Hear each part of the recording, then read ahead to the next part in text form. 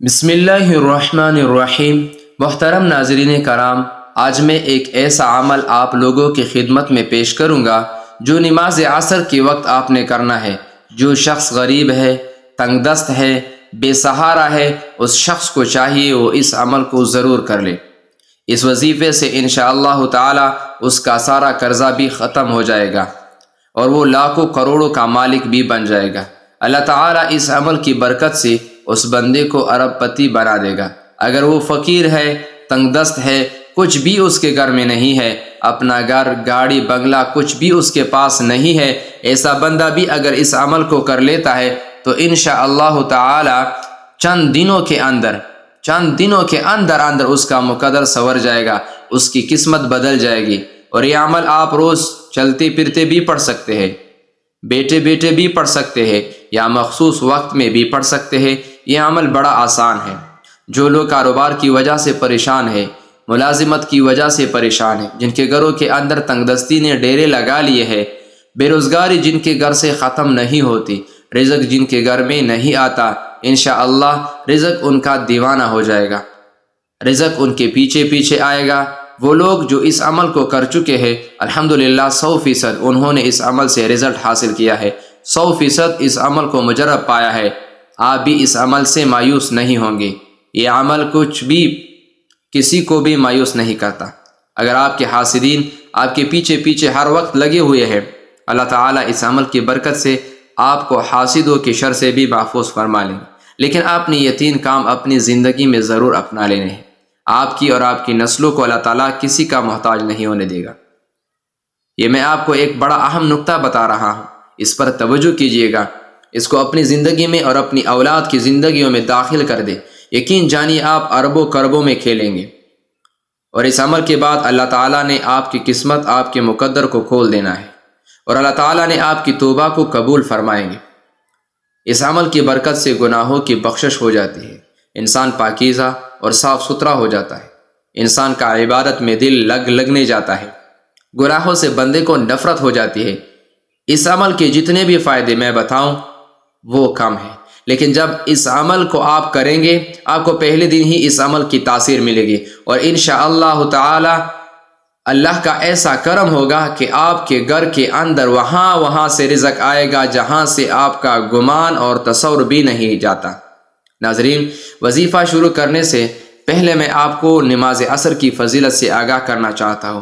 نبی کریم صلی اللہ علیہ وسلم نے فرمایا، جس کی نماز عصر چھوٹ گئی گویا اس کا گھر اور مال سب لٹ گئے۔ یعنی نماز عصر کا فوت ہونا بربادی اعمال میں سے ہے۔ پیارے آقا صلی اللہ علیہ وسلم نے ارشاد فرمایا، وہ شخص ہرگز جہنم میں نہیں جائے گا جو سورج نکلنے سے پہلے اور سورج غروب ہونے سے پہلے نماز پڑھے، یعنی جو فجر اور عصر کی نماز ادا کرے۔ حضرت جریر بن عبداللہ رضی اللہ تعالی عنہ سے مروی ہے، ہم لوگ نبی کریم صلی اللہ علیہ وسلم کی خدمت میں حاضر تھے۔ آپ صلی اللہ علیہ وسلم نے 14ویں رات کی چاند کی طرف دیکھا، پھر فرمایا، تم لوگ اپنے رب کو اسی طرح دیکھو گے جیسے اس چاند کو دیکھ رہے ہو۔ اسے دیکھنے میں تم کو کسی بھی قسم کی مشقت اور تکلیف نہیں ہوگی۔ اس لیے اگر تم سے سورج کے طلوع سے پہلے یعنی فجر اور غروب سے پہلے عصر کی نمازوں کے پڑھنے میں کوتاہی نہ ہو سکے تو ایسا ضرور کرو۔ پھر آپ نے اس آیت مبارکہ کی تلاوت کی ترجمہ سورج نکلنے اور غروب سے پہلے اللہ کی پاکیزگی بیان کرو۔ حدیث پاک میں ہے، رسول اللہ صلی اللہ علیہ وسلم نے فرمایا، جو شخص فجر اور عصر کی نماز پڑھے وہ جنت میں داخل ہوگا۔ ناظرین، اللہ پاک کے جو اسماء حسنہ ہے ان کو پڑھنے کے بے شمار فضائل و برکات ہے۔ اسماء حسنہ ان کی تعداد 99 ہے، اور ان کی تعریف میں ایک حدیث پاک ہے، اللہ کے محبوب کا فرمان ہے کہ اگر کوئی شخص اللہ تعالیٰ کے 99 جو نام ہے ان کو یاد کر لیتا ہے، یا ان کو پڑھ کر اللہ سے دعا مانگتا ہے، یا ان کے معنی یاد کر لیتا ہے، ان پر عمل کرتا ہے، تو وہ جنت میں جائے گا۔ اللہ پاک کے جو سارے نام ہیں وہ بے شمار فضائل و برکات کے حامل ہیں، اور ان کو پڑھ کر اللہ پاک سے اپنی مشکلات کے حل کے لیے دعائیں کریں۔ آپ کی جو بھی مشکلات ہیں انشاءاللہ وہ فوراً حل ہو جائے گی۔ ناظرین کرام، وقت کی نزاکت کو مد نظر رکھتے ہوئے آئیے آج کی اس وظیفے کی طرف چلتے ہیں۔ آج کے دن یہ وظیفہ آپ نے نماز عصر کے وقت کرنا ہے۔ اس وظیفے کو عورتیں خاص ایام میں نہیں کر سکتی، کیونکہ یہ نماز عصر ادا کرنے کے بعد کا وظیفہ ہے۔ جب آپ نماز عصر ادا کر لیں تو سب سے پہلے آپ نے نبی کریم صلی اللہ علیہ وسلم کی ذات گرامی پر 11 بار درود شریف پڑھنا ہے۔ درود پاک آپ کوئی سا بھی پڑھ سکتے ہیں، آپ صلی اللہ علیہ وسلم پڑھ لیں یا صلی اللہ علی محمد پڑھ لیں، جو بھی درود آپ کو یاد ہو۔ بہتر یہ ہے کہ درود ابراہیمی پڑھ لیں۔ ایک دفعہ میرے ساتھ بھی ثواب کی نیت کے ساتھ پڑھیں۔ اللہم صلی علی محمد وعلی آل محمد کما صلیت علی ابراہیم وعلی آل ابراہیم انک حمید مجید۔ اللہم بارک علی محمد وعلی آل محمد کما بارکت علی ابراہیم وعلی آل ابراہیم انک حمید مجید۔ جب 11 مرتبہ آپ لوگ درود پاک پڑھ لے، بڑے اطمینان سے بڑے سکون سے پڑھے گا، تو اس کے فوراً بعد آپ نے اپنے مقصد کی نیت کرنی ہے۔ ہر انسان کا مقصد الگ ہے، ہر انسان کی حاجت الگ ہے۔ آج جس کو جو چاہے، جتنا چاہے، جیسا چاہے، اپنے تمام مقاصد کی نیت کیجیے گا۔ آپ اگر گھر چاہتے ہیں گھر مانگ لے، گاڑی چاہتے ہیں گاڑی مانگ لے، الغرض جو بھی آپ کا مقصد ہے، اپنے مقصد کی نیت کرتے ساتھ ہی فوری طور پر آپ نے ایک بار اعوذ باللہ من الشیطان الرجیم بسم اللہ الرحمن الرحیم پڑھ کر وظیفے کا آغاز کرنا ہے۔ اور سب سے پہلے نمبر پر آپ نے اللہ کے یہ 2 نام یا اللہ یا رحمان پڑھنے ہیں۔ کیسے پڑھنے ہیں اور کتنی بار پڑھنے ہیں، توجہ کیجیے گا۔ یا اللہ یا رحمان، یا اللہ یا رحمان، یا اللہ یا رحمان۔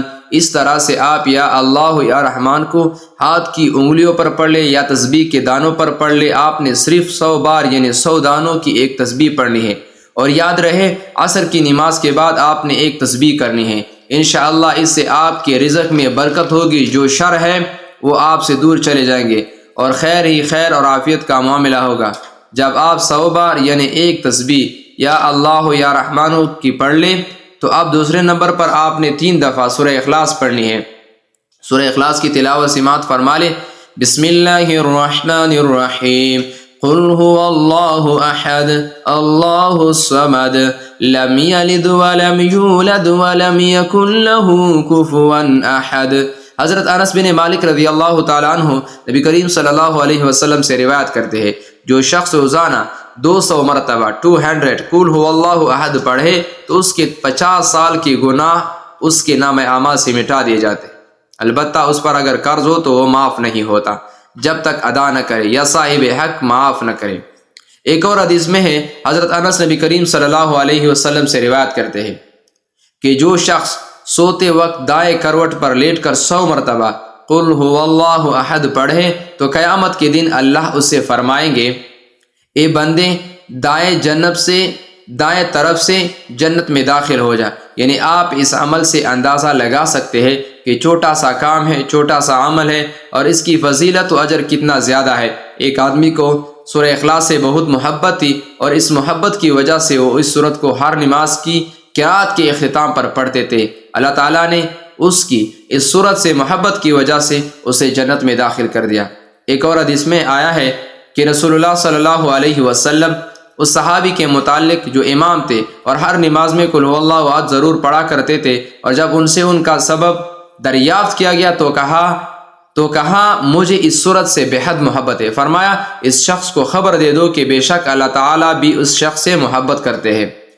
اس کے علاوہ سورہ اخلاص کے بہت سارے فوائد ہیں، بہت سارے فضائل ہیں۔ نمبر 1، اللہ رب العزت 30 غضب کے دروازے بند کرے گا، مثلا دشمنی، قرضہ، فتنہ وغیرہ جو بھی ہو وہ ہٹا دے گا۔ نمبر 2، اللہ تعالیٰ 100 دروازے رحمت کے کھول دے گا۔ امید ہے میرے دوستوں کہ آپ کو یہ ویڈیو اچھی لگی ہو۔